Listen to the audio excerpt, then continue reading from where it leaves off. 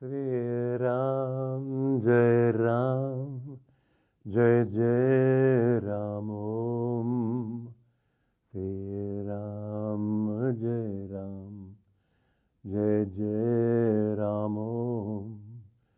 Sri Ram, Jai Ram, Jai Jai Ram Om. Sri Ram, Jai Ram, Jai Jai Ram Om. I bow to Ram, I bow to God in all his forms, Sita, Ram, Krishna, Radha, all beings, and in you. Because God is everywhere. And although he makes a very good show of making it seem as if he was the one unhidden thing, you remember in that beautiful story in the Mahabharata, where Duryodhana and Arjuna go to seek Krishna's help in the battle of Kurukshetra. And Kurukshetra offers them a choice. Either himself, and he will not take part in the battle, or all his army, but not himself. Duryodhana, being materialistic, was very happy to get that army. Arjuna was very happy to get Krishna, even if he took no part in this show. And so it doesn't seem, because God is so artful, you know, if he wasn't a master artist, we'd see through this thing quickly. But he's arranged it in so clever a way that it takes many, many incarnations to get out of delusion. It can take 1 billion years, it can take many billions of years, it can take more than a day of Brahma. It isn't up to him, it's up to us. But the day does begin to dawn. I remember one of Master's disciples saying to him, "Sir, I don't think I have very good karma." He was a bit of a gloomy Gus. Master answered him very seriously. He said, "Remember this, it takes very, very, very good karma even to want to know God." How many times you have had to suffer and then begun to think, well, I'm not getting what I want in this world. I'm not getting it in things. I'm not getting it in money. I'm not getting it in people. I'm not getting it anywhere. And so the heart begins to think, well, maybe there's something else. We've all been through that. I came to Master, I was just desperate. Because I knew that nothing was giving what I wanted. People expected me to get a job and have a wife and a nice home in a beautiful suburb and make a good living. And it was to me like saying they wanted death for me. To me, I'm sorry, I know many of you think that way, but I cannot. And I think the world needs a few people like me too to remind you that that's not what it's about. There is something inside you, and God hides behind everything. He's present in the battle, but he won't let you know he's there. But the thing is that where he is, there is victory. So don't primp and don't try to make yourself beautiful and so on. You know, last time I was a naughty boy, you might say, because I forgot to read this. All these shows are based on this book, Conversations with Yogananda. And I forgot to read even. I got so wound up talking. So let me read you 2 things today. They're both pretty brief. Norman told me after the first time he'd performed the yoga postures for the Master in front of guests, I was doing the postures kind of blindly. Every time I'd start getting into a pose, however, Master would point a finger at me. Some of the postures weren't easy for me. I'd never been able to do them well. As Master pointed to me, however, I suddenly found I could do each one to perfection. The Master liked having Norman demonstrate the postures because of his strong and well-formed body.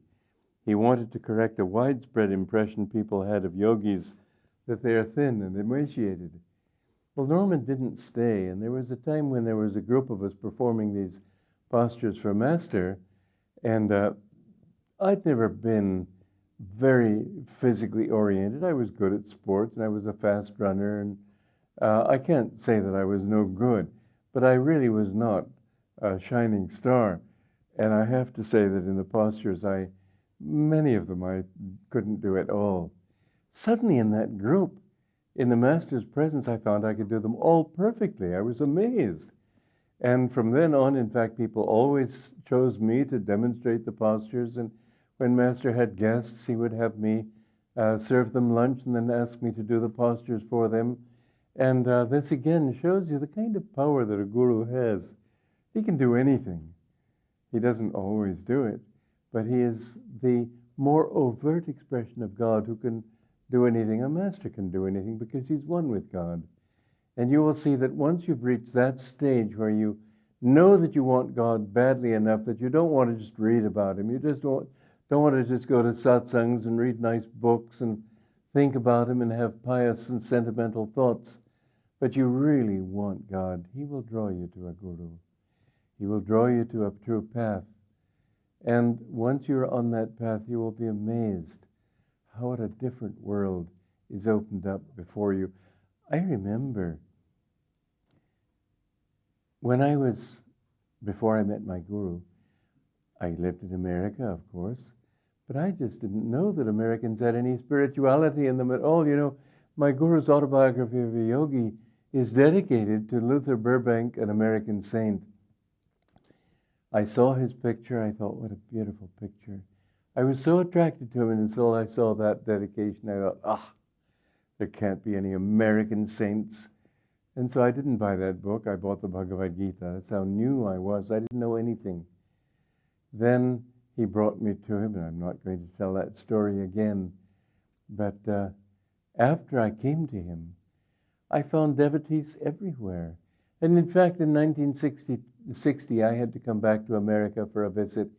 And it really hurt my heart to leave this land where there are so many devotees and go back to that materialistic country. And I was grieving about this.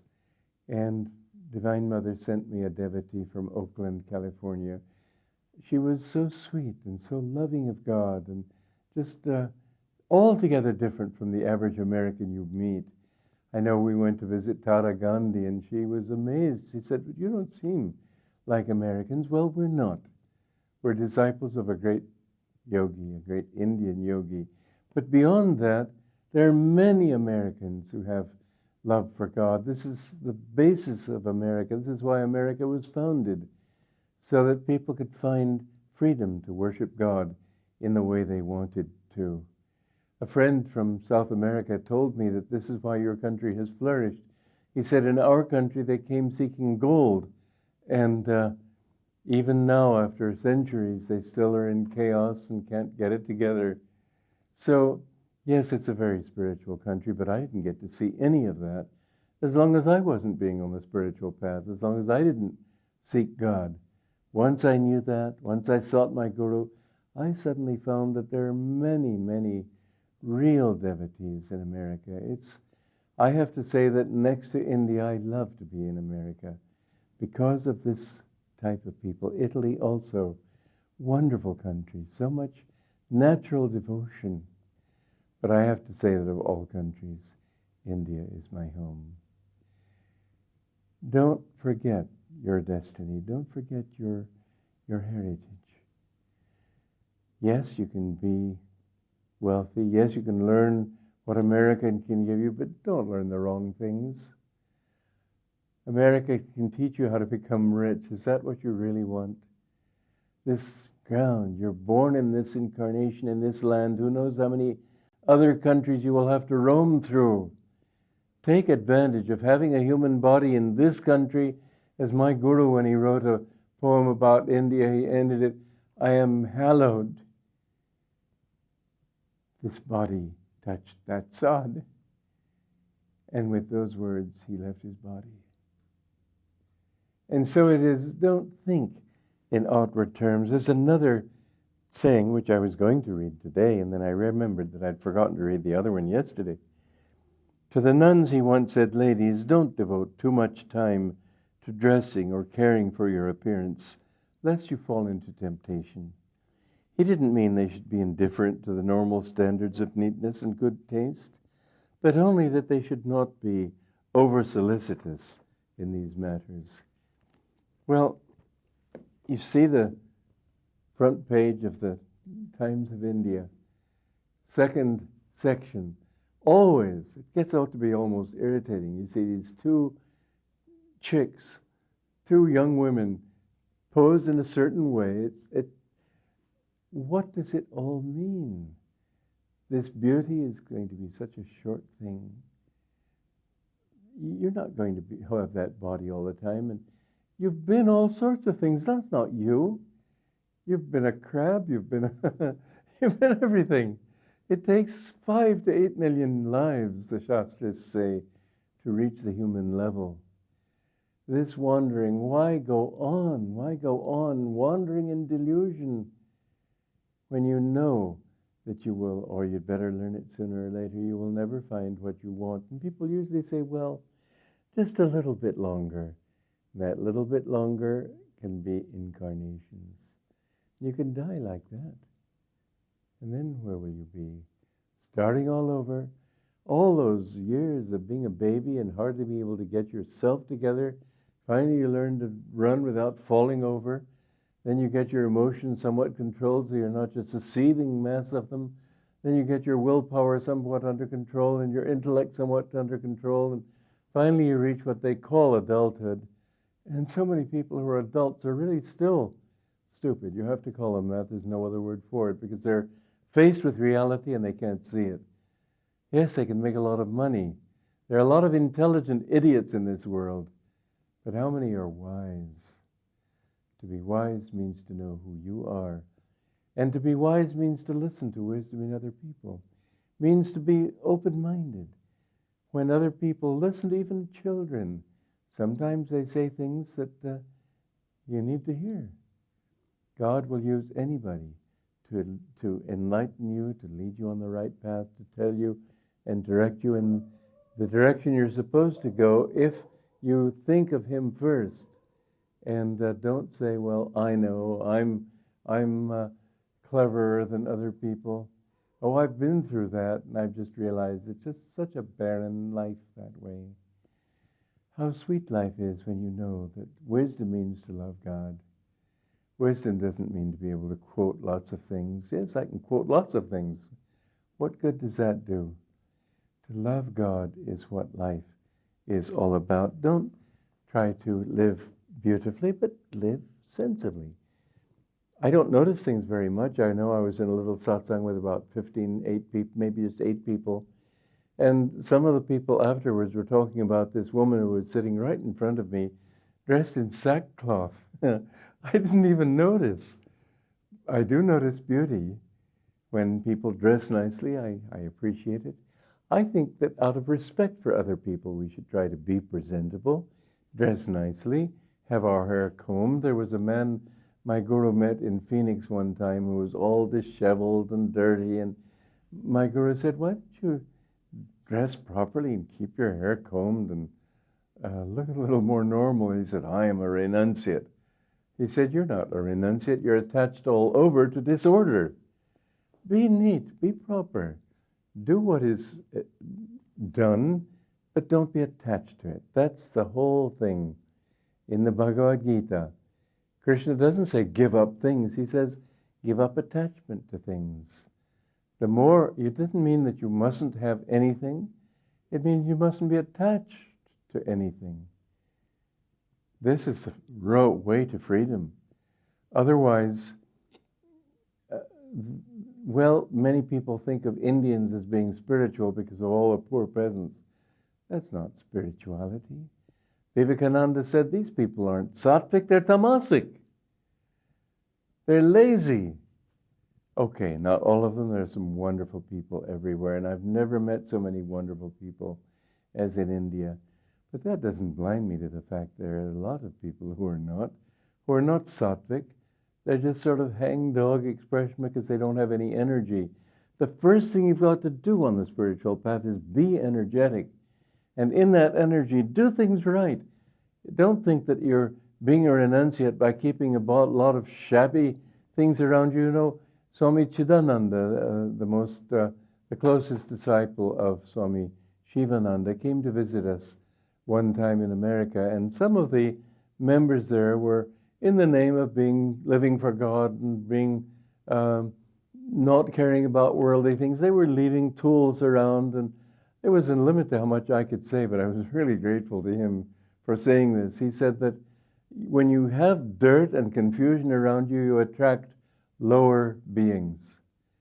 If you want to attract angels, if you want to attract the devatas, then live in cleanliness, be clean, live neatly. Don't go around in rags and don't keep your hair just sort of straggly in all ways. The more you live neatly and properly without being attached to it, the more you will find the angels, the devas, also come and help you. There was a very interesting story. This was told by somebody who had come onto the path, but years before he was not on the path. He was a mountaineer, he was an alpinist.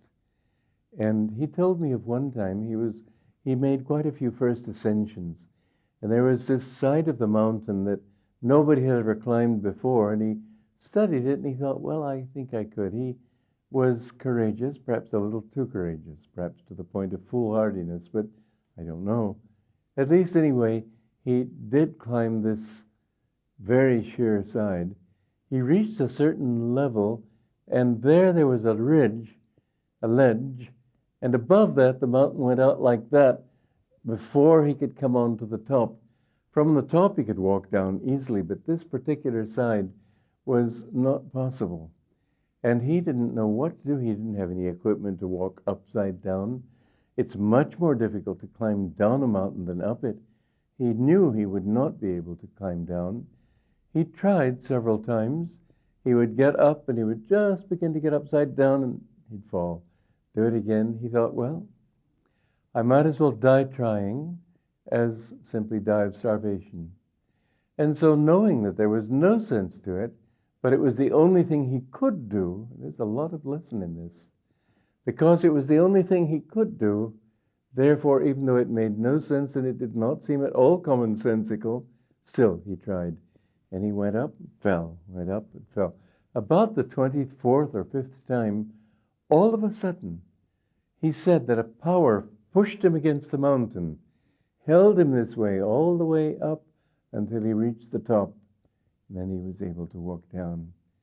He used to describe it, because he hadn't come on the spiritual path yet, as the mountain embracing him and holding him to its breast. But the devas do watch you. They do help you.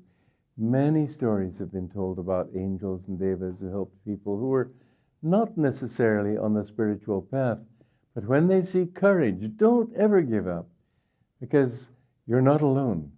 And if you put enough energy out, then somehow, some force, many times it has shown itself, it will come in and help you. Rickenbacker was on the Titanic after it was sinking. I think it was that anyway, on a torpedoed ship, and he was far from land, and they prayed for a miracle. A seagull, which never strays that far from land, landed there, and they were able to eat it. God is always with you. You have to just have the courage. So let us sing, let me sing for you, our people sing for you, dearest friend, which is a song I wrote for the wedding ceremony. I wrote the wedding ceremony and the songs. And this is Dearest Friend, which the bride and groom sing to one another. Joy to you.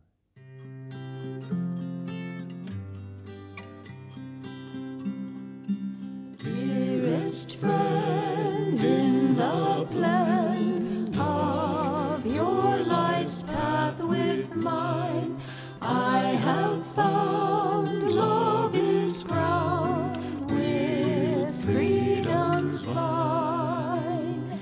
Sorrows all disappear when friendship's gaze is clear.